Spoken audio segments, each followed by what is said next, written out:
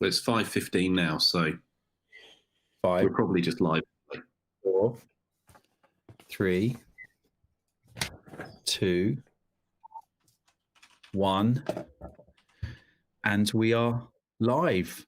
Thank you, everybody, for being patient with us. We had a slight technical hitch at the beginning with YouTube to get this live today. Welcome to Agencyphonics Episode 16. We have a very special edition episode today. We are bringing together two podcast shows. The team from Alexa Stop, Mr. Rob Belgrave and Mr. Jim Bowes will be joining Peter Hoole and myself for our episode 16 and their episode 27. So we have a little bit of catching up to do with the professionals. Hope they don't show us up too much today. And today's show, we wanted to talk about, the title of the show is actually Force Majeure and Other Things We Didn't Read the Small Print On. But we wanted to mainly talk about the changes, the positive changes that have come from the past 2-3 months of our lives since COVID first hit the mainstream. The pandemic was official. So yeah, I want to talk about the positive changes today. I also wanted to just, before we start though, not to discount, I guess, all of the negatives that happen, and just to say, obviously, being sympathetic to the incredible care workers out there that have helped so many people that have got struck with COVID-19, and also to all those people maybe that have had pretty tough experiences, being at home with small kids, homeschooling, sharing Wi-Fi. I've had that at home as well. And also for those people who have maybe been stuck in quite small, tight, confined spaces, it's been a pretty tough period for. But hopefully now, with the unlocking easing, I heard today that one of the ex-WHO guys said that we should all be almost back to normal by August, which was really, really encouraging. So yeah, without further ado, let me bring in our guests. Welcome. Hi. Jim. How's it going, Spencer? Great to be here. Excited to talk about some of the things that have happened during the pandemic and some of the opportunities that we've had to reflect and maybe change plans in our own lives and in our businesses. I'm going to fire over to my partner in crime, Rob Belgrave, to say a few words. Hello. Hey. It's funny, like trying to work out, do we do this? Are we guests? I think we're guests, aren't we, Jim? Let's be guests today. It's more fun that way. Lovely to be here. Delighted to be here as a guest for a change with my dear friends, Spencer and Pete, and obviously Mr. Jim Bowes. Still adjusting to remote podcasts. I feed on the energy of being in the room with people. So it's make of that what you will. It's difficult to do this remotely with quite the same enthusiasm, but I'm up for it today and looking forward to talking about the things that have been keeping me sane, I guess, and some of the positive stuff that's going on in the world at the moment. Mr. Hoole, hello. Hi, how are we all doing? Well, as your guests on our show, which you kindly dropped in at the last minute, welcome to our show. Looking forward to having a chat today, about all the positive things. I think we, as we discussed briefly earlier, might bring some of your cooking recipes into the show today, Rob. How do you feel about that? Delighted. Yeah, I mean, about what a Mazzano Pete was enjoying taking the Michael off mic about my love of a very particular kind of Italian tomato. So maybe if you stay tuned till the end, we'll give you a bit of insight into that. Spencer, back to you. So I'm really curious to know, what are the things that you've most enjoyed about lockdown? I'm talking about the positives today. What are the things that you've really enjoyed? How's your sort of personal work lives changed? Jim, it'd be really good to hear, how your world's changed since COVID hit the UK. Yeah, I think one of the things that's been fantastic is that ability to stop and just reevaluate everything. So I have been able to, in the business, create a really good business continuity group of people, and people have really stepped up into helping organize the business. And if anything, that's left me more able to focus on other things than I was before the pandemic. So obviously we were incredibly concerned about financial implications and those kinds of things. And to keep it going with the work theme a little bit for the time being, The other thing that we've been able to really reevaluate is, do we need a massive central London office on the other side of this? And we've just had some stats back from a survey we've done with our team, and 80% of our staff have said they would prefer to move to a default home working option because of some of the good things that they've felt from the pandemic. And then on a personal level, I've been able to play a bit more guitar, not particularly well, but there's no one here to hear it, so that's cool. I've perfected making sourdough, and like Rob, I've been going like fury cooking pizzas. So there's some good things that have been happening. I'm going to be controversial here and say, Pete, what have you learned during the pandemic? Why is it controversial? Because I'm duty and contractually down to always pass to Rob. Yeah, you caught me completely off guard. I have to say, I was sitting there thinking, what am I going to say when it comes around to me? I think, like you guys, have done a lot more home cooking. I think definitely had a little bit more me time, if that makes sense. Spencer will probably say that in our day-to-day jobs, we spend a lot of time visiting clients, which when you look at our diaries, probably up to 20, 25 hours a week, sometimes traveling. So to suddenly have that big chunk of time back has actually been really good. I mean, it's made us a little bit more productive. I think the only downside of that particular thing has been that I've not had the kind of downtime after a meeting that a commute kind of brings between leaving work and getting home. That's been difficult to adjust to, but I think on the whole it's been reasonably positive, I think. And Rob, how about you? Mixed bag, definitely. But I think the positives have been, in the context of work, the positive has been seeing how well the team at Wirehive have adapted. I think those of us that run technology businesses are quite fortunate in that we're pretty well geared for remote working already. So for us, I mean, we have ISO 27001 compliance and all that stuff in our business, which means that we have to have things like business continuity already sorted out. And so our entire team already all have laptops. They have to take them home with them every day as part of that continuity program that we have. Most of our team have pretty functional desks and screens and stuff at home already because they're hobbyist techies as well as doing it as a profession. And so actually the impact to the team has been pretty minimal, which is good. I think the bigger thing for us is our office is a bit of a totem pole for culture. Like we've spent a lot of time and energy creating an amazing place where people enjoy spending time. I mean, it's definitely nicer than my house. That was always our ambition, was to create an environment that people have really enjoyed being in. And so that's I suppose it has been a little bit of a frustration. Let me put it in the context of something positive. It's reaffirmed to me that investment was a good investment, and that having that is a really positive thing. Like having a place where your team can be together is really valuable.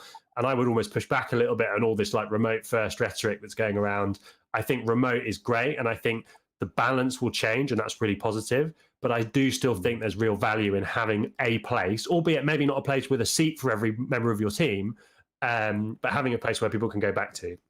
And then on the positives, on a personal level, just loads of cooking, like, is what's keeping me sane.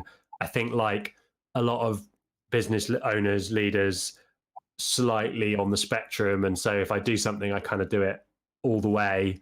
And so for me, cooking has become the addiction. And I've been like mastering pizza making and mastering Indian food is the latest thing. I'm like making my house absolutely stink all the time of spices by cooking all this food out of the dishing cookbook and stuff like that. So yeah, lots of good stuff. Looking forward to unpacking more of it as we go through the next hour. Spencer, back to you.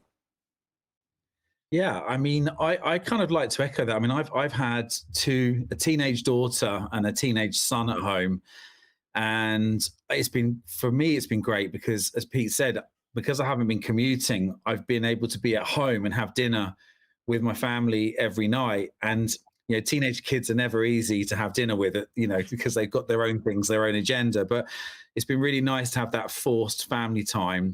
I feel sorry for the kids because I think they're missing the social interaction. And the last couple of weeks, as things are slowly unlocking and they're able to see some friends, social distancing, it's been much better for them.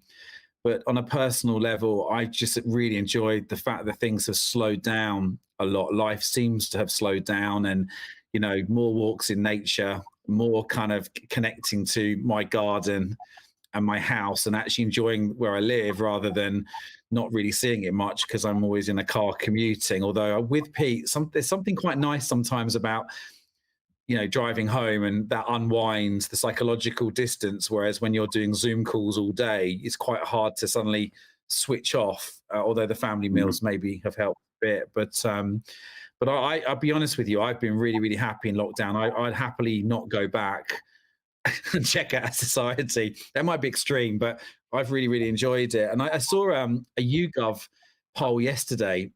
I think it was the 1st of May, and it said that something like 90% of people didn't want things to return as they were. And I think what's really interesting is, I do agree with you, Rob. From what I've seen with the agencies that we talk to, it's not necessarily a complete distributed agile type environment people want. They kind of want a hybrid. They want to have somewhere to go to. They want to have somewhere to meet people, but they also want the flexibility. I think flexibility feels like the word that everybody now wants. And I'm hoping that most business owners out there have had to learn to trust their employees working more remotely. And, maybe that now moving forward will accelerate really. I think a trend that was happening, I think the tech world, as you say, been very good at these things, and maybe the agency world haven't been far behind, but it's all the other businesses in the world that maybe are much slower to transition. So Jim, it's interesting, so for you now, do you think that you'll move back to more of a hybrid model based on what your team is saying, or will it be the same office and just a more flexible approach to how everyone works there? I think it will definitely be a hybrid model. So I think if I look at the cost of Manifesto, my business's offices in London, they're pretty expensive. We've got a place on Shoreditch High Street. And, I think whilst things might get more back to normal in August, our main office is built around an event space. And I'm not sure if people will feel ready to do networking events in quite the same way until a little bit further down the line. So whether it's also designed for our purposes, I agree with Rob that people definitely want to meet up with their colleagues. Definitely, people definitely want to do creative things together. I saw we had a comment in sort of saying that just and agreeing with Rob, which obviously I find difficult to see. I think that sort of community and that sense of culture. But what the data from our team really says is the things I miss about the office is the culture, is the social aspect. Actually, I'm finding it easier to get work done at home. I'm going to throw this back to you, Spencer, and say you're known as someone that gives advice to agencies about selling and about networking and all of those things. I remember one of the first things you said to me, which I'm sure you've said to many other people, is if you meet 50 people every month, you'll help your business be successful.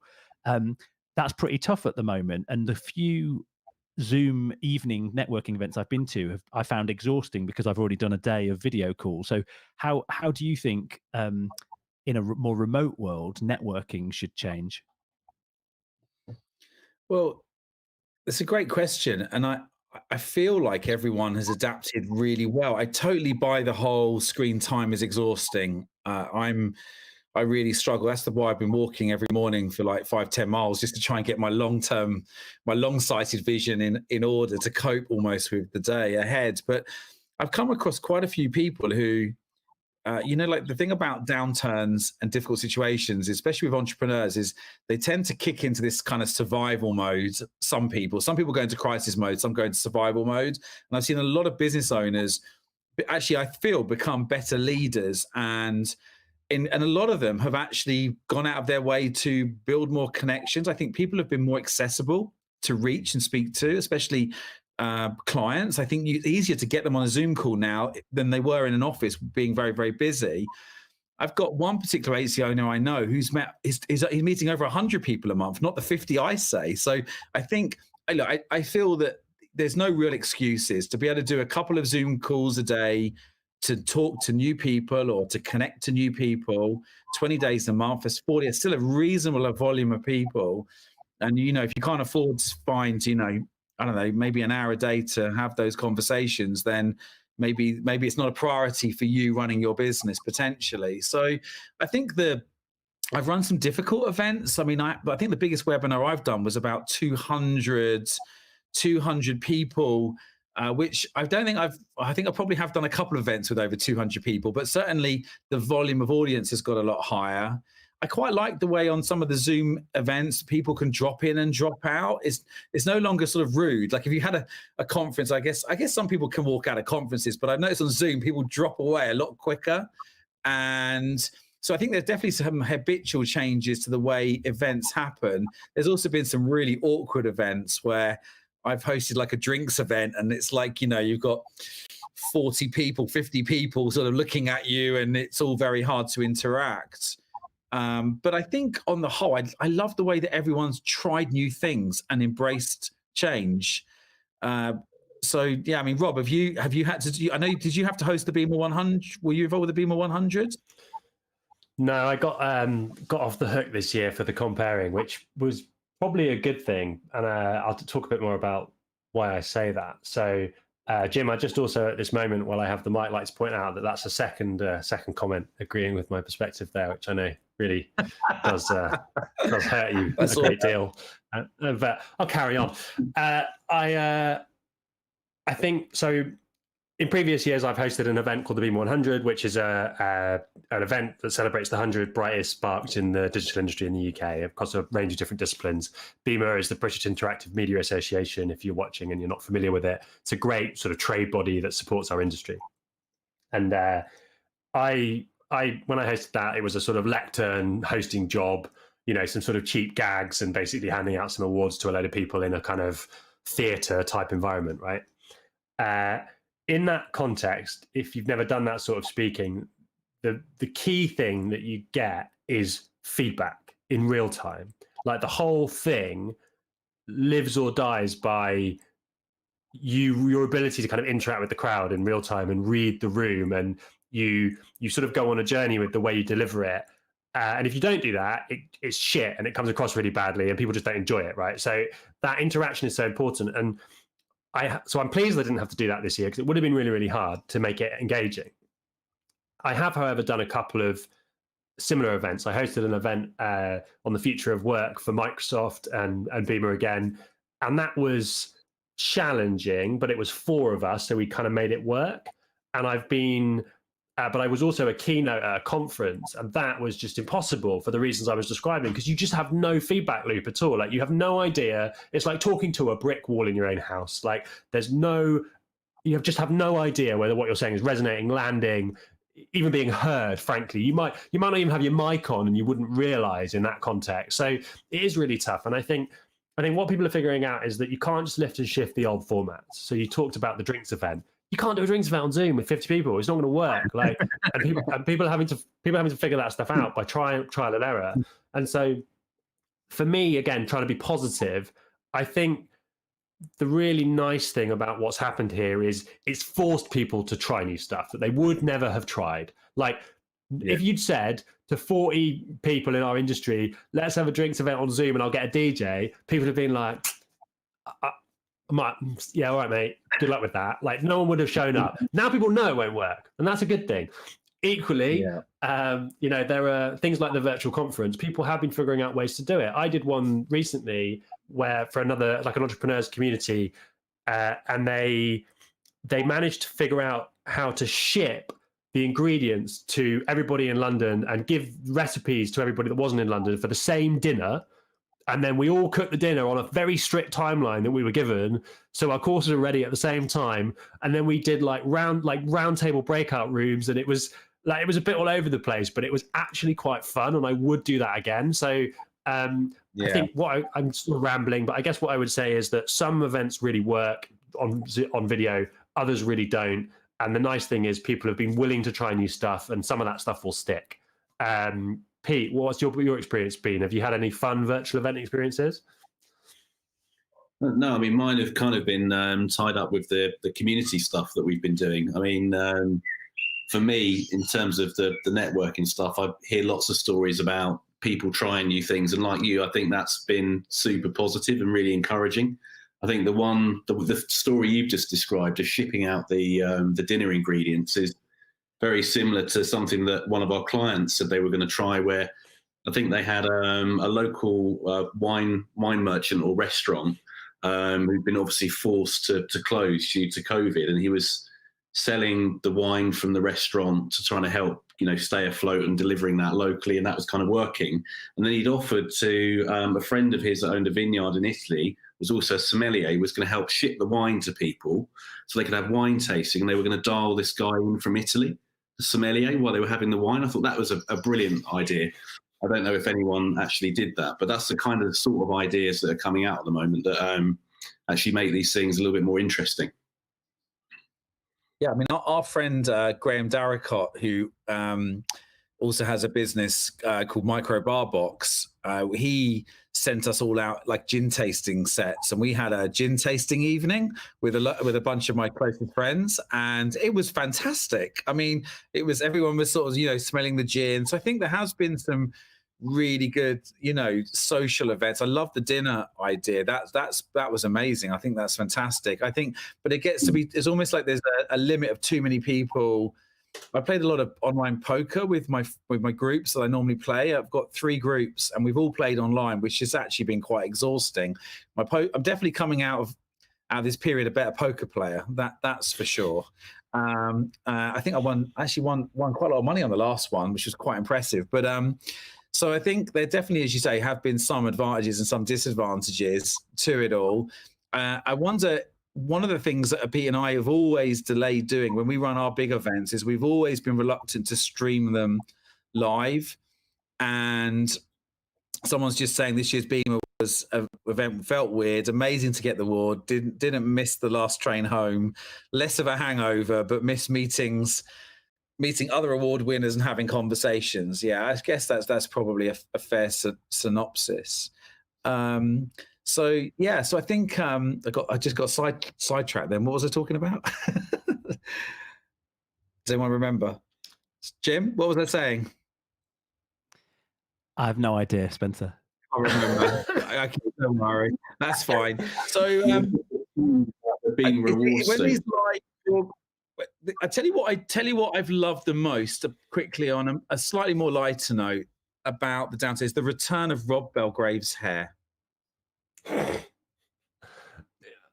mean, it's just gone. The hair is the hair is very like Hasidic Jew at the moment. No offense to the Jewish community. I've got like the ringlets going on and everything.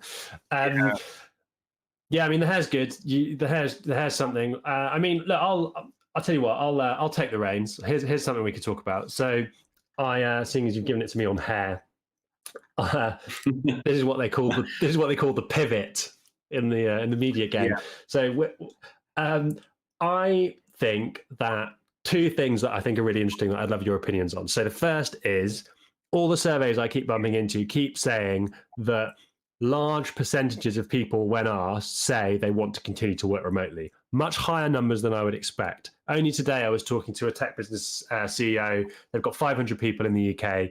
He said he surveyed his team, and 90% of them said they wanted to continue to work remotely, which I thought was unbelievably high. I've seen other data suggesting in the UK service industry, which spans a bit broader than just tech, about 65% of people would like to do more remote work. 30% of people would like to be fully remote, and only 5% or so want to go back to full-time in the office. So it seems like there's an overwhelming consensus that more remote work is a positive thing, which is interesting. And I think, so that's the first sort of observation that I'd love people's opinions on it. And the second thing is about the changing relationship between employers and employees. I think that there's this kind of age-old relationship and value exchange. It's kind of a mill owner thing, really, if you think about it. It's like, if you work for somebody, the expectation is that you have to turn up and be in their building, because by doing so, you are productive.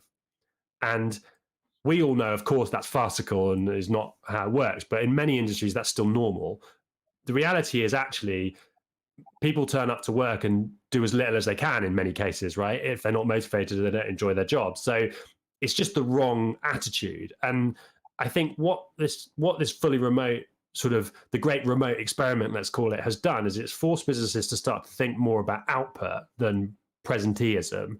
And I've heard some really interesting stories about particularly large businesses where there's a lot of fat, let's say, in the middle, where suddenly people have been found out, and these people who've had like really cushy jobs for years where they just spend all their time making cups of tea and sitting in meetings have got no output to demonstrate, and suddenly are in quite a difficult situation. So those are my two kind of talking points. Jim, what do you think about those two things?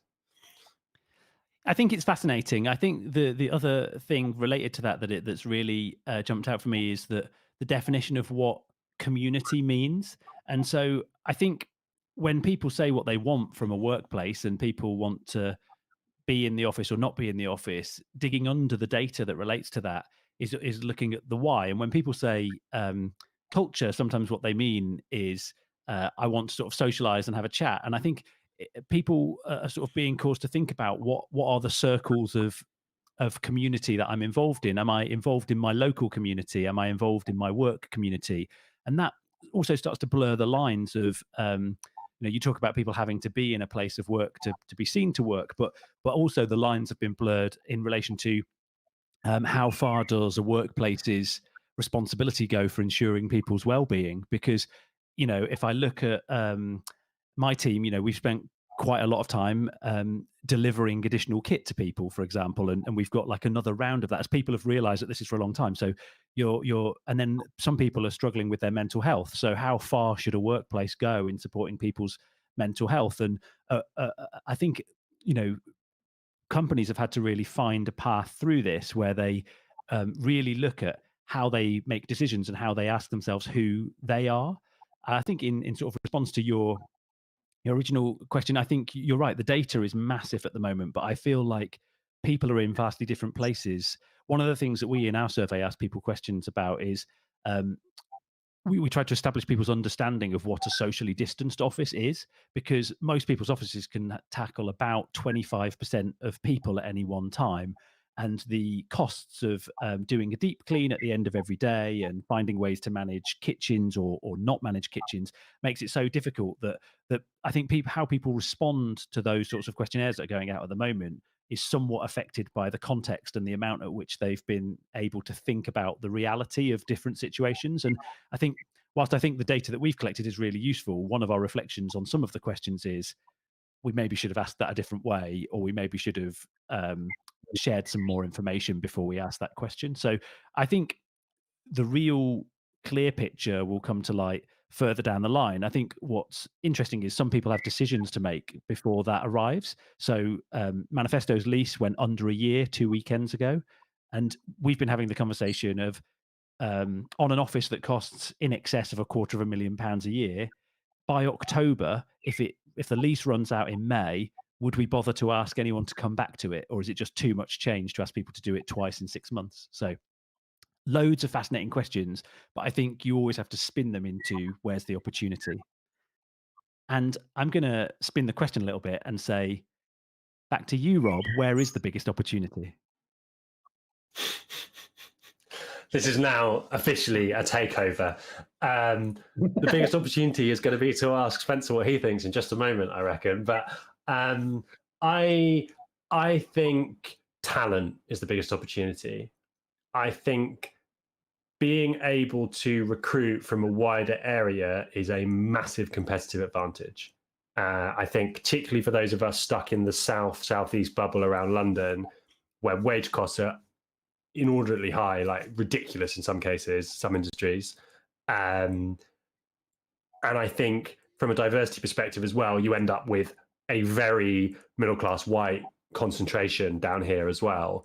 I think the benefits of being able to incorporate a much wider mix of people in a workforce is a huge advantage. So for me, that's the biggest thing. If I had to take one thing in aggregate, I think that's the biggest change that it'll make, is the businesses that have figured out how to do remote properly in the future will have a massive talent advantage over their competitors.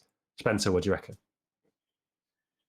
Yeah, I think, for me, if you go back 10 years, you couldn't really be a business. And let's talk about agencies specifically, but you couldn't be an agency that had a bunch of freelancers all masking under somebody else's brand and really get away with it. I think most large organizations would have said, well, hang on a minute, you're a one-man band agency or a small team, and you've got an extended team of freelancers, that I'm not buying that. And I remember personally experiencing that in 2009, 10, where someone looked at my LinkedIn and found that one of my team was a contractor, and they used that as a way not to work with us, which is ridiculous.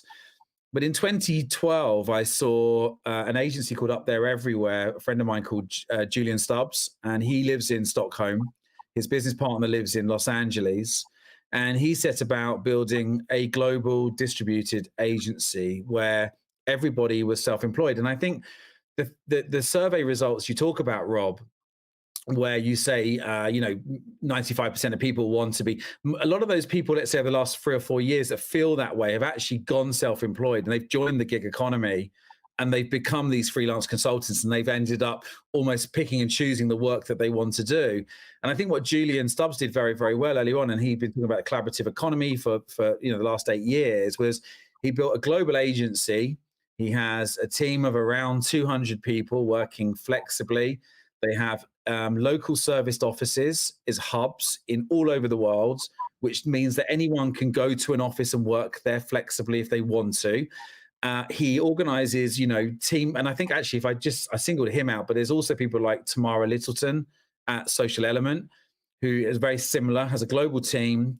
They can still bring the teams together to create those kind of moments, of building the culture. And in fact, even if you look at actually Cactus on a much smaller level, Pete and I, when we set Cactus up in 2012, we also said, we're going to build a collaborative economy business. We're not going to have offices. We're going to work completely remotely. And our team are in Edinburgh and Exeter. They're all over the UK. And I think moving forwards, I think most agencies now have got an opportunity to, on twofold side of things, actually. One, to be able to build a flexible team. The diversity point, Rob, is absolutely spot on. I think I've been saying this, whatever and Tamara actually talked about this in a previous interview, but her diversity, because she has a flexible team worldwide, she can have people with disabilities working for her. She can bring in different cultures. She can, bring in so much rich diversity. And that's what agencies, if you look at the challenges that the agency sector and advertising sector have had in the past 5-10 years, one of the big criticisms has been the overall lack of diversity. And it's not always the business's fault. I think, if you're right, if you're based in Guildford in a leafy, Surrey suburb, it's very hard sometimes. I'm not saying it's impossible, but it's hard to range of diversity in your business. So I'm really encouraged. I think there are some existing models out there.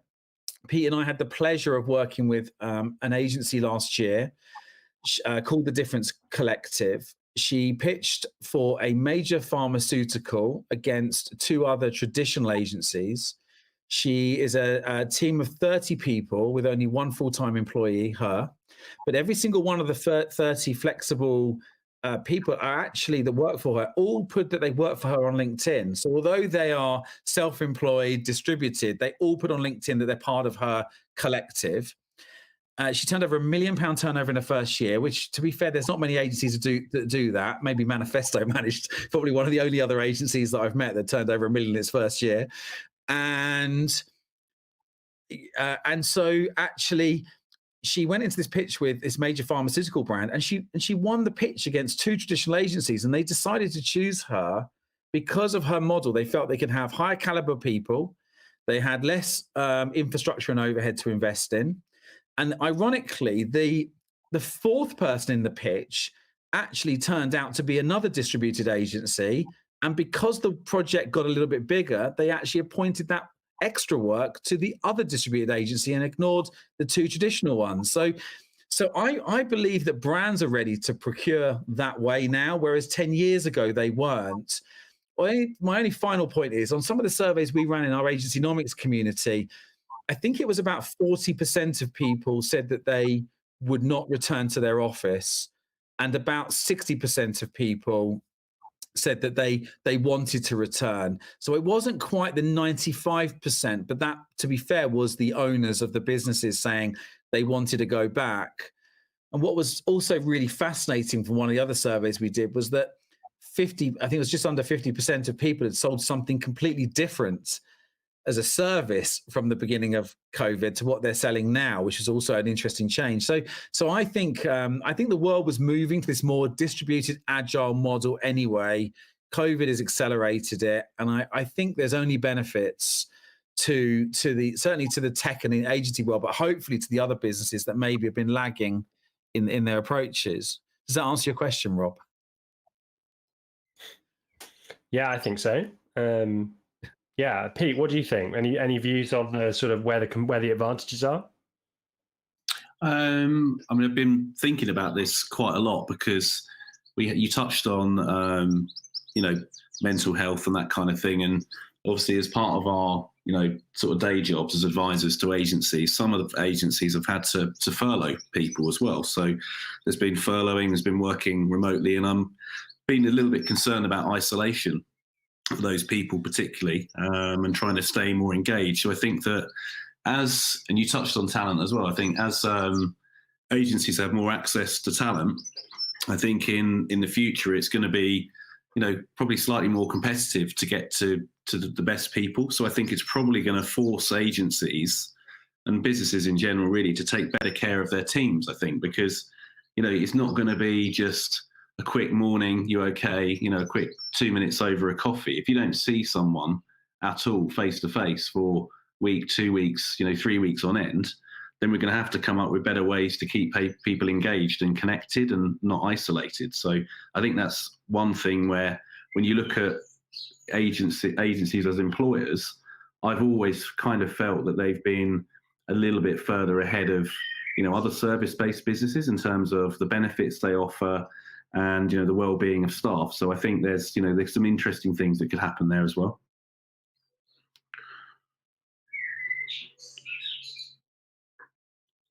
Over to you. Done. You've got to give it back to somebody, Pete. You can't just hand over to the tweeting birds in your idyllic garden. This is a totally new format for me today, so I'm sitting here like not jumping in, and then it's like, oh, I've literally got to hand back to someone. Sorry. So, who am I going to pick? Pivoting quickly. Can I just say, one of the things that I also think is really good about potentially the more flexible, agile approach is a redistribution of wealth. I think the UK has been very London-centric for too long. And I think that this situation now has hopefully stopped people having to commute long distances, which we know will have a better impact on the environment. We also know that hopefully that could then potentially redistribute wealth more equally around the country. Obviously, one of the big debates you guys had on your show, the conversation around HS2 and and talking about what was it called again? His name's gone out of my head. The Elon Musk thing. Hyperloop.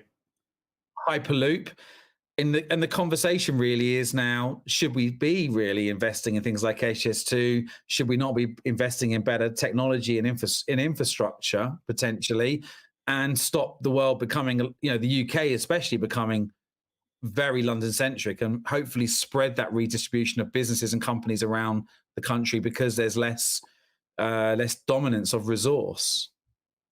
Bristol is where it's at right now.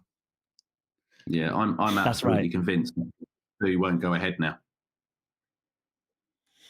I can't see it. You're both sitting there as Londoners. I've obviously relocated to Bristol just before the lockdown started, so that's why Dan from Microserve pointed that out, and I'm loving it in the southwest. I feel very fortunate to have got out of Hackney, just not because Hackney's not a fantastic place, it is, but I'm very fortunate I'm able to be in a slightly larger property in Bristol, and so that's been a good thing. But that conversation made me think, if those get the band back together type moments that happen sometimes in films and sometimes happen with real bands. Imagine if the four of us were going to start an agency, and we're like, we all got on the running machine a bit, and we looked up what the latest tech is to do a few things. Imagine we were going to start the agency. What would our operating model and what would our proposition be as we stand today in June 2020? Hit me, Pete. Wow. Okay. Yeah. Thanks, Matt. I mean, I've actually had some thoughts on this, and I think it's along the lines of, Spencer mentioned the Difference Collective, and I think that ultimately, I hope she doesn't mind us talking about her, by the way, on this podcast, but I think ultimately she will probably end up with a small core team, which potentially may have a remote office and a sort of semi-distributed model. I think that's probably the way forward. I think I've seen the people who have had the thoughts about getting rid of their offices or downscaling. I think that maybe it's a little bit too soon to think about that. I mean, particularly, Jim, you mentioned that yours is built around an event space. So I can see it's kind of, that's something you'd have to really carefully consider, because that would massively change for you ongoing if you didn't have your current office. But I see people, perhaps with a smaller office where people can come to as a kind of central hub. It doesn't have to be there full time, but maybe there's a way of getting everybody together once a month off-site for everybody to see each other moving forward. I don't know, but I don't think I would start, with let's have a hired team of, 20, 30, 40 people in an office in one place. It definitely wouldn't be there now. But I think equally, I don't think I'd be saying that it would be a totally remote business. And I think there's a lot more opportunity now with regards to talent acquisition and you not having to be tied to an office to be patient and get the people you really want for your agency, rather than be tied to, geographical limitations. I don't know. So it's a really interesting point. Like, Suzanne's just made the point about, not everyone living in spacious flats and houses. But I also know Suzanne's business, and I know that, her office space and capacity is limited. And what's fantastic for her now is that, and her agency, is that she will be able to grow the business by using a more flexible distributed model and keeping the core office for the people that really need to escape home, that work better at home. I've been really impressed by my son's grades. They've gone up during lockdown because he's getting less distractions from his schoolmates. And I wonder how many people in agencies are getting more work done because they've got less distractions from their workmates. But that said, that's not rule out the fact that some people just work better in an office, right? And so if I had to build an office, I would certainly go for the hybrid model you mentioned earlier on, Jim. I would be looking for something that gave me the flexibility, the diversity. I'd probably have a space for a core team. I think actually Tamara at Social Element has pretty much got that model. I think she has around 75 to 100 in a core team and then 150 flexed above. And actually, if you know what it's like in agency world, especially, Jim, where, if you lose a large client, it can leave a hole with your revenues and your recruited team. And I think now moving forwards, we've always had to have these models around, don't let clients get a too large a percentage of your turnover, because if you lose the large client, you'll lose a good proportion of your team. I think now agencies may well have the flexibility to be able to, take on more flexible working and flexible workforces in line with the growth of their clients. And I think actually that's going to probably protect agency businesses moving forwards. Does that make sense, Jim? Yeah, no, I think that makes a lot of sense. And actually in our group, there's some businesses that operate with very small core teams, and they've scaled from turnovers in the low 100,000s to much higher at times. And there can be big differences month to month because of using a really solid core team. It takes a slightly different skill set in that core team. You have to be good at managing quite complex stakeholder environments and very good at getting people onboarded exceptionally quickly. One of the things that we've been having a conversation about in relation to the point that was just made about some people not having great spaces to work at home. So we've been sending out equipment to people, but internally in the group, there's also a conversation about whether we might raise some of the minimum salaries in the group to enable people to get themselves slightly better accommodation as one possibility, or alternatively look at paying some memberships to hubs that are in multiple places in London, closer to where people actually live. And I will hand over to Rob on this one to get some more thoughts. It seems pretty clear that the right model for the foreseeable future is a mixed model. So I think we all agree on that. Like, it's what all the data's telling us. It's frankly what a number of us have probably known for a long time, but I still strongly advocate for having as I started today by saying, like, having a place where people meet for human interaction. For ultimately, we're a social species. You cannot replicate the micro adjustments of a face, body language, tone, inclination. Like, video gets close, but it's never going to be as good. And so there's always going to be that need for interpersonal interaction. I think the big thing, though, is about structuring this imaginary business in such a way that it makes it totally functional to be a remote member. I think the issue you have is that a lot of businesses, and Wirehive definitely has been guilty of this, a lot of businesses tacked on remote working to an office culture. And so what that meant was, if you're one of the few people that is fully remote, and we have a guy in our team called Andrew, who's one of our only full-time remote people in a normal circumstance, he is a second-class citizen in our business. Like, he does not get the same care and attention that everybody else gets.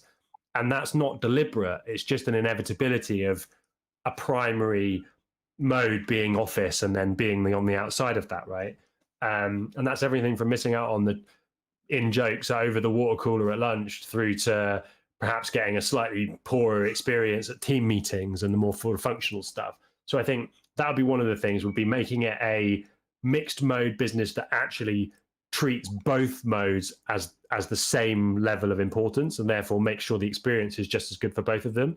And I think talking to Jim's point about, and Suzanne's comment about space at home, I think that's really fair. One of the things that I think changes, though, is that particularly if you look at those of us in urban areas in our businesses, up until this point, people have been doing that calculation we all do in our heads about, well, if I want to commute every day, I probably don't want to be more than 45 minutes away from the place of work, ideally an hour on a bad day. So you kind of draw the ring around where you're going to be, right? I think as soon as you change that algorithm, so it's only 2 days of maybe 3 days a week of commuting versus 5, it totally changes the game in terms of where you can live. And you talked about the Hyperloop episode. So Hyperloop speeds up train travel. For those that don't know, Hyperloop basically speeds up train travel by, I don't know, like 50x. It makes Edinburgh to London take 45 minutes. And if you go back to the start of data that we have on work since kind of industrial revolution, humans have always chosen to live within 45 minutes of work. And so as transportation improves, the catchment widens. But that's the consistent number, is it's about 45 minutes. I think this might be the first time where that changes, because I think that as the number of days you have to do the commute changes for the first time, suddenly that 45 minutes might change as well. I think it might double. So if you want a prediction, that's my prediction. I think for the first time in human history of work, people will be more comfortable living up to 2 hours away from their place of work in much larger numbers.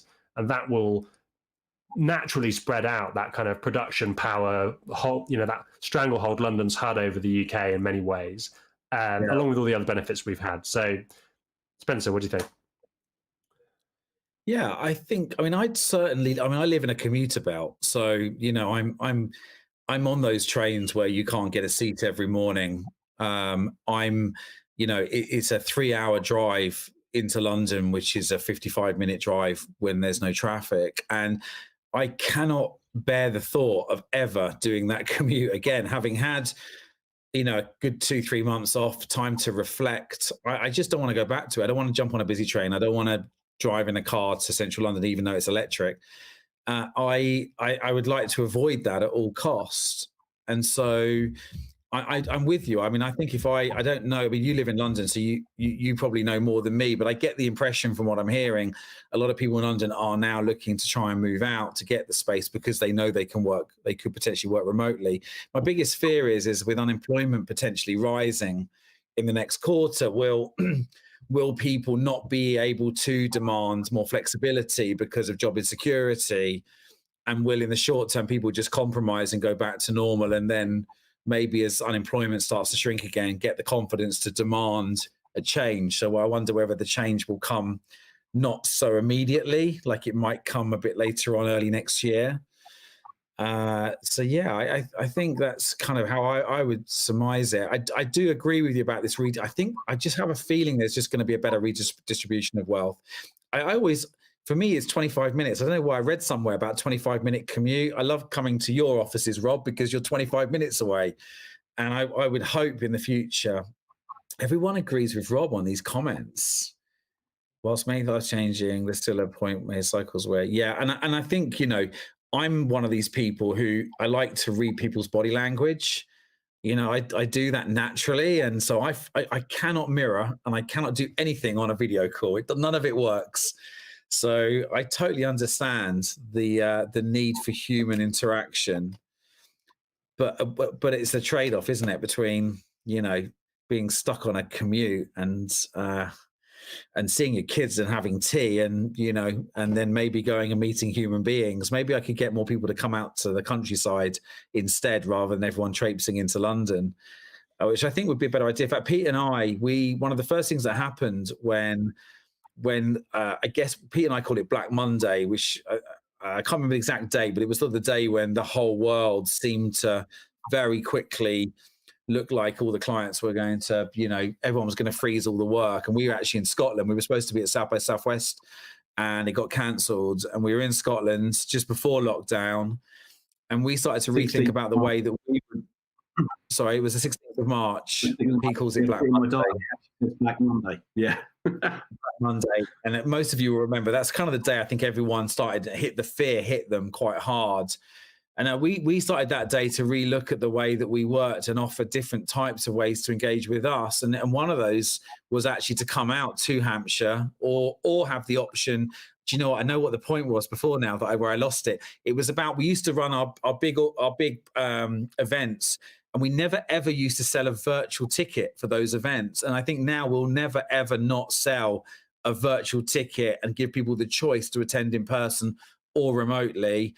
And again, just going back to that last point, which was, I think we've changed the way we'll do our engagements with people. We're inviting people to come out to Hampshire now, to the countryside, and which is maybe a bit selfish because it's near us, but they can also work remotely. But just try and change that rather than going into a central London workspace. I think London's been quite lucky in a way because it's had a high density of WeWork, office group, style environments, and outside of London all we really get is Regis, which I'm not too sure whether Regis has got much more modern in recent times. I know there's been some companies like Near Desk over the last few years that have opened, you know, locally and nearby, but I do feel like the UK now needs more flexible working. I don't know how Bristol is, Jim, for flexible working spaces. Really good. So Manifesto is based in a space called Origin Space. There's a company called Desk Lodge, and Runway East have a place right by Temple Mead Station. So there's actually really excellent facilities here, and some are near stations, some are away from stations, and more in sort of creative hubs. But it's good. Yeah, I think definitely the UK is going to need more of those spaces. When Suzanne obviously is based in Warwick, and when she said, "Oh yeah, some people don't want to work from, you know, in their small homes," I just don't know how good Warwickshire is, for example, for having hot desking spaces where people could go and work flexibly from a place of work, where maybe they could still meet other fellow people like you can the WeWork. That's a great question for you both. Do you both think that there will now be a resurgence of WeWork as a result? I mean, I said a resurgence. I'm not sure it ever went away, but it seemed to be losing a bit of popularity. Rob's shaking his head. Rob, why not?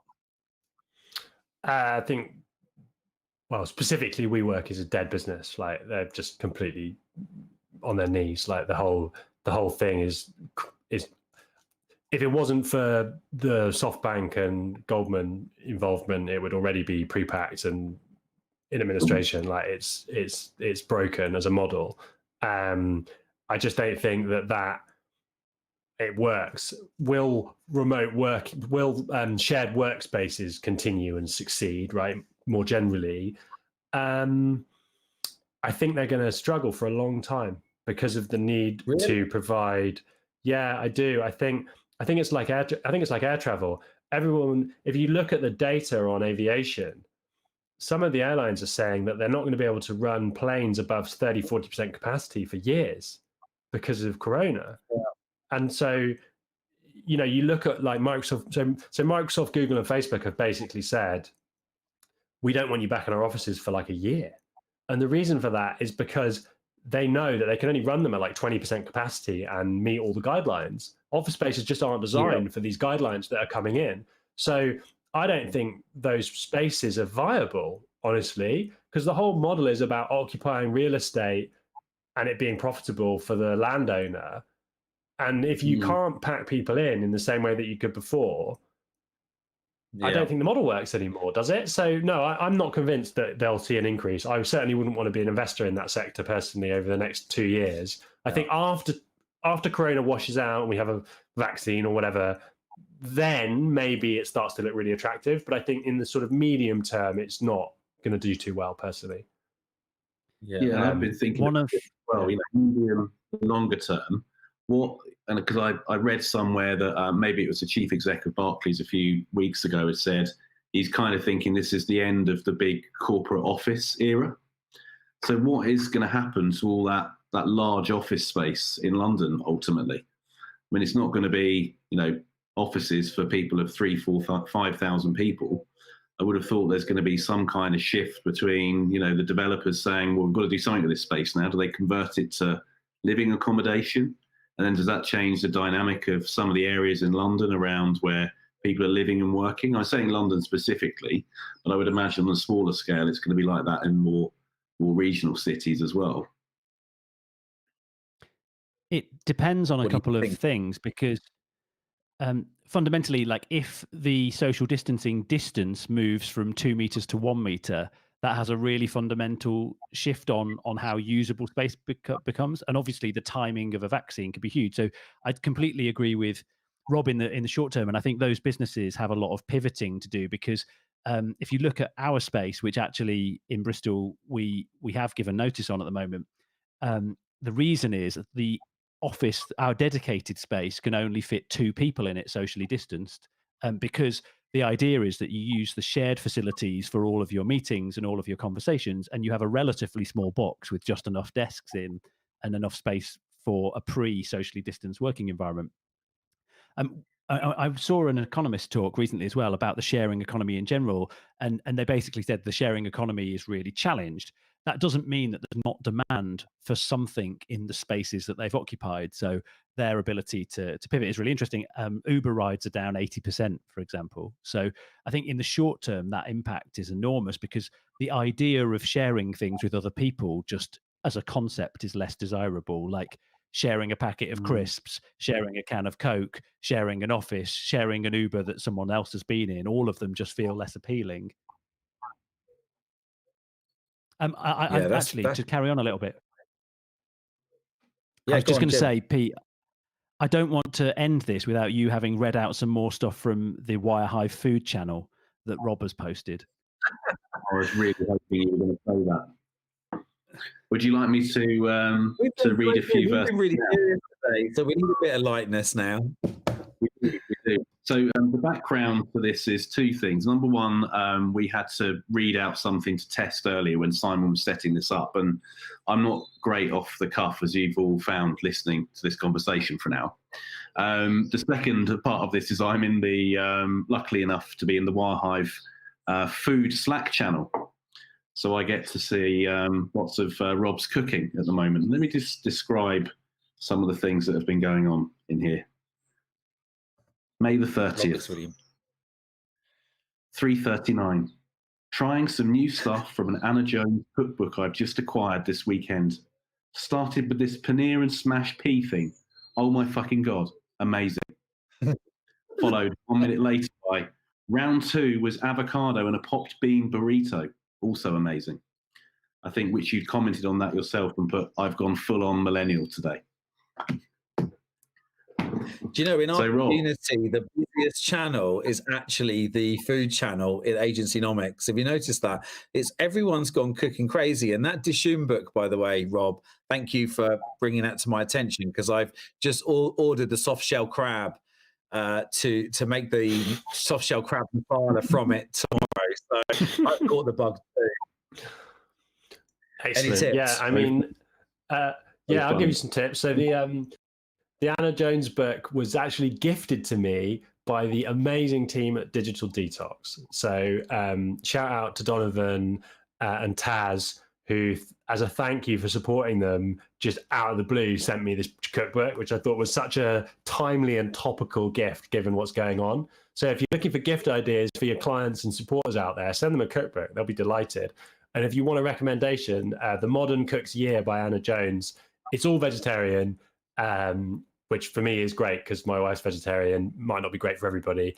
But it's absolutely delicious. And yeah, the food channel on our Slack didn't exist before lockdown. Like we've had to adapt to try and recreate some of that culture stuff that I talked about before, because that's the stuff that normally would just happen in conversation.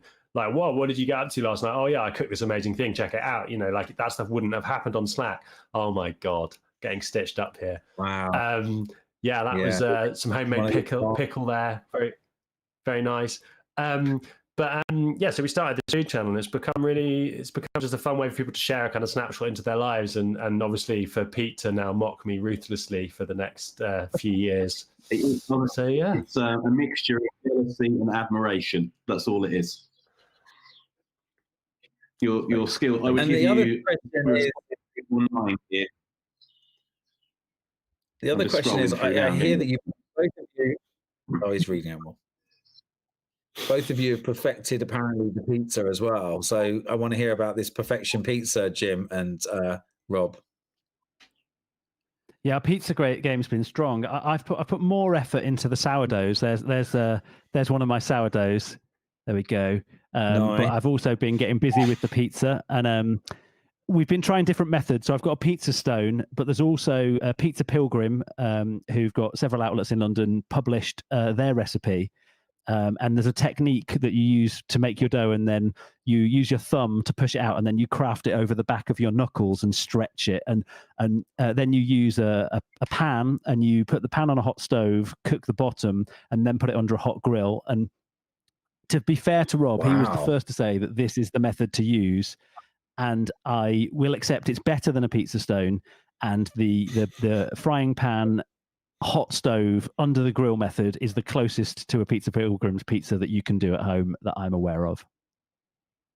Sounds amazing. Rob, anything to add? What would I add? Cold proof. I mean, this is really off topic. I feel like we're losing viewers by the second here. Not that I have the number in front of me. So cold proof dough, prove your dough in the fridge for 48 hours. And yeah, pan and grill. Who knew? It works for naans as well, and other types of flatbread. Basically anything where you'd want like a 500-degree oven and you just got like a crappy commercial, and you don't have a proper oven, you've got like a residential oven at home. Don't use the oven, stick it in a pan and then shove it under a grill. You're getting the thumbs up from the Italian. That's good. So, final thoughts, everybody. What's your hope for the new normal? Start with Pete. What's your hope for the new norm? My hope for the new normal is, and you and I have had a few conversations about this, where you've kind of been saying you're loving the lockdown thing. And you've been quite consistent on that. I think for me, I started with, I really hate this.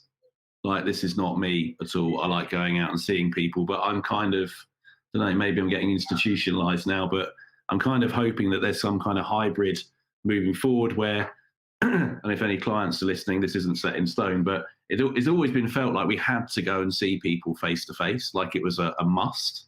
But now it seems to be that actually we can do this remotely and have good, productive and useful conversations. So I think it would be nice to have some kind of compromise between, a bit of travel around the UK to clients, going to London socially would be good occasionally, but not back to the 25 hours a week of commuting would be what I would be hoping for, in all honesty. Yeah. And Tim, what do you hope for the new norm? I hope all of us remember some of the things we've learned and reflected on in this time, and don't just fall back into the madness, because the slowing down of a few things and the extra time with family. I had a daughter in September, and I was actually due. This was due to be the second day of a short sabbatical. I was due to take 2 months off after 8 years of running Manifesto. I'd arranged it all, And I feel refreshed by this process. And I know some people have lost loved ones, and there's amazing lots of hardship and amazing work that's going on with lots of people. But for me personally, having not experienced some of the worst of this, actually the opportunity to slow my life down has been hugely satisfying and rewarding, and makes me feel very positive about the future, and has meant that I haven't needed a sort of burnout sabbatical that I might have otherwise needed. Yeah. Rob? And Rob? I like going last. You get to cherry pick the best of what everyone else has said. I think clinging on to the good stuff, clinging on to the positive changes that people have been willing to try, and I think that's really good. For me, if I had to pick one thing to add, it would be community.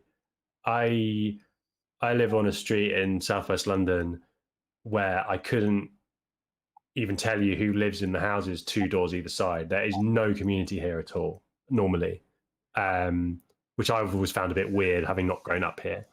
And that's changed. I think as a result of some of the stuff like the clap for the carers on Thursdays, and just sort of general force really, and necessity, I see people as I walk home, from the shops, sitting outside in their front gardens having a drink over the fence with their neighbours. Like, that just did not happen here before. And I would hazard a guess that is probably true all over the country. So I really hope that sense of community, dare I say, that slightly un-British sense of community, might stay, and we might end up being a little bit more collaborative with the people in the areas that we live. So there you go. There's my heartwarming final thought. I'd love to see that hang around. Yeah, I mean, I would just, I told a story a lot about 6 months ago about a walk I did from Waterloo one morning on my commute to Liverpool Street. And it's about a 35, 40-minute walk. And I must have passed about 300 or 400 people. And I didn't see one person smile that morning.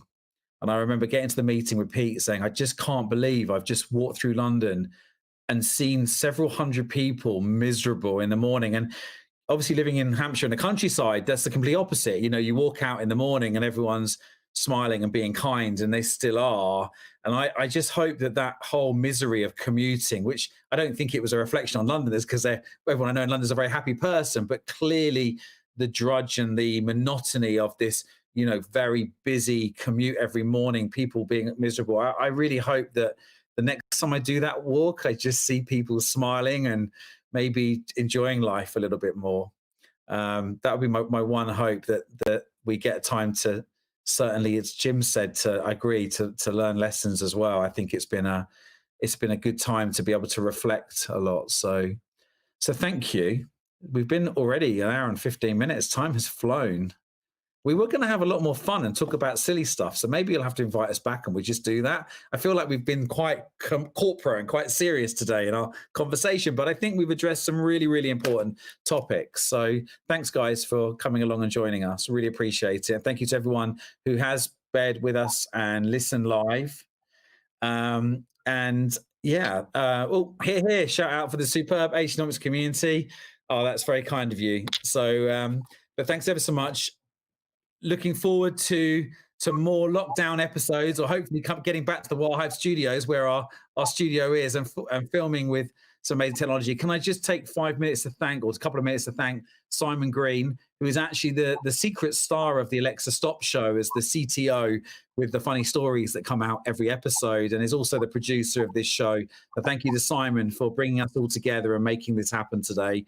It's really appreciated that we managed to get someone who is as senior as a CTO to sit there and be our producer. So thank you. Hope that continues post-lockdown. And thanks everybody. Thanks for joining us, and have a great rest of the week. And that's a wrap.